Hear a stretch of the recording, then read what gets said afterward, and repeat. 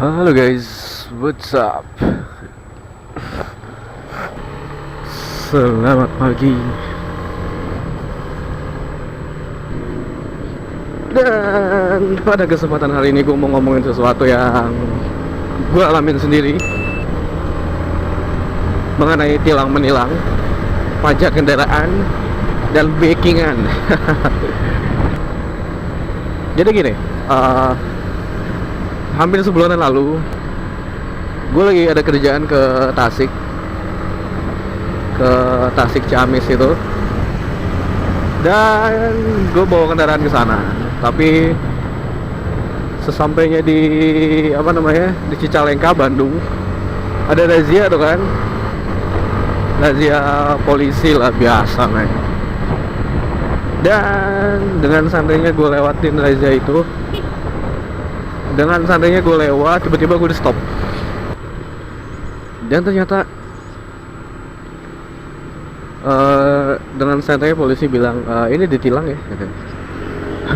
Ya gue kaget dong, lo kenapa ditilang? Gue bilang kan surat-suratan lengkap lah gitu. Dan ternyata si polisinya bilang bahwa belum ada pengesahan STNK-nya gitu. Artinya adalah gue belum bayar pajak tuh tahunan. Gue sempat adu argumen pada saat itu, lo kenapa pak kok ditilang gitu? Bukan yang ditilang itu kalau udah 5 tahun. Kalau udah 5 tahun nggak bayar pajak, atau plat yang setelah 5 tahun itu kan ganti kaleng ya, itu baru ditilang kan.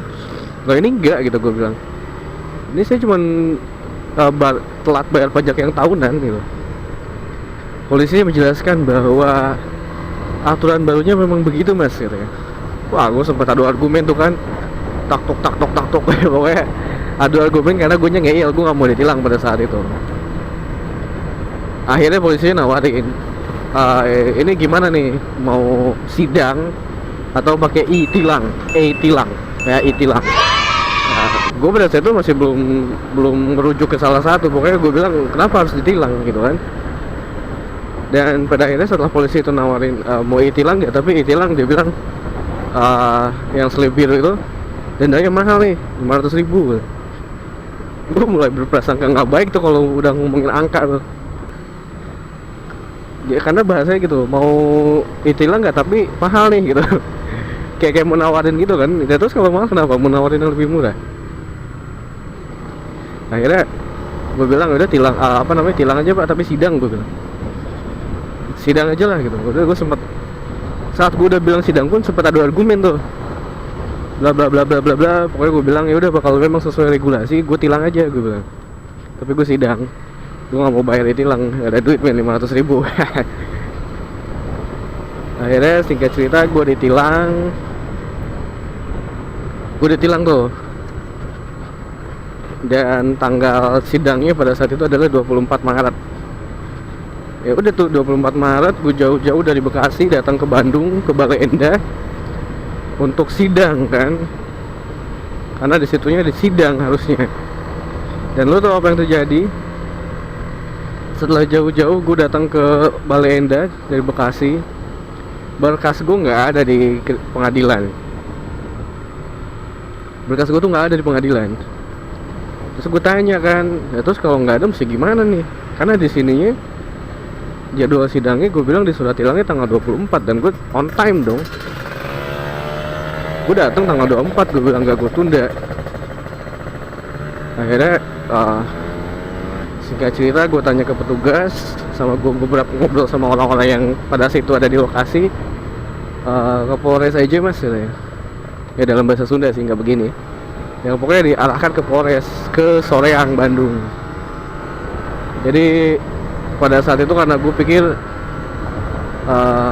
gue udah jauh-jauh dari Bekasi, masa iya gue datang ke sana pulang tangan kosong kan, rugi tuh kan.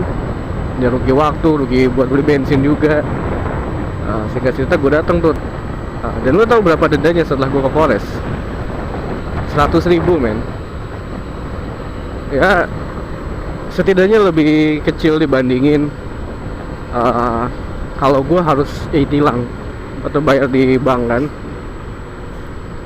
Nah,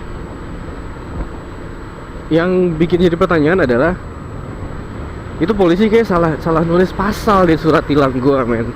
Makanya nanti kalian kalau ditilang tuh harus periksa bener nggak pasal yang dituduhkan, yang ditulis di surat tilang sama yang bener-bener lo lakukan tuh sama nggak gitu. Karena ini bisa jadi merugikan tapi justru bisa menguntungkan. Kenapa gue bilang menguntungkan? Gue setelah gue baca-baca ya, ini setelah gue ditilang itu kan gue baca lagi surat tilangnya. Gue lihat pasalnya 280 kalau nggak salah, apa 288. Nah,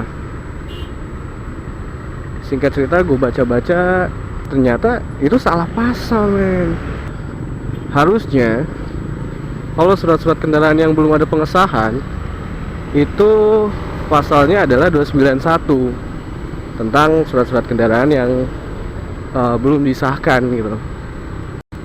Nah, 291 dan dendanya 500.000 kan. Dendanya 500.000, tapi di pasal yang dituliskan di surat tilang gue adalah pelanggaran marka jalan. Marka jalan, which is dendanya beda dong. Dendanya adalah paling besar 250.000, setengahnya, men. Setengahnya banget. Itu denda paling besarnya gitu. Dan ya udahlah, pada saat itu gue udah mulai senyum-senyum sendiri tuh. Ya ini orang salah nulis pasal nih, gue bilang nih. Gue senyum-senyum sendiri. Dan ya pas gue ke Polres pun juga dendanya ya lebih kecil daripada ekspektasi gue kan. Walaupun 100.000 ya lumayan lah ya, bisa buat bensin selama seminggu dua mingguan lebih. Nah udah, singkat cerita gue udah bayar, gue udah ambil SIM-nya. Dan poin yang gak kalah pengen gue share adalah jangan takut untuk ditilang. Ya kalau tilang aja gitu. Ditilang itu gak semenyeramkan itu kok. Jadi gak perlu lah sampai demi gak ditilang lu mencatut nama keluarga lu atau saudara lu atau mungkin orang tua lu yang anggota dari instansi tertentu atau aparat tertentu. Jadi ya sudahlah, kalau memang salah ya akui salah dan proses gitu. Jadi coba sering-sering buka-buka deh dendanya apa. Kalau lu takut dengan denda, lu baca dulu dendanya sebesar apa kalau lu melakukan pelanggaran apa tertentu. Dan ya udah, prepare aja kalau emang niat mau ngelanggar, ya prepare aja duit buat denda ya. Jangan untuk damai. Karena buat lu yang suka damai, lu harus tahu, men, duit yang lu setorkan untuk damai itu hampir sama dengan lu bayar denda. Hampir sama dengan lu bayar denda saat lu ke pengadilan, lu sidang. Jadi ya, atau enggak pas itilang lah yang gede lah ya, itu dendanya udah jelas gede. Dan itu hampir sama dengan lu bayar damai. Damai dalam tanda kutip.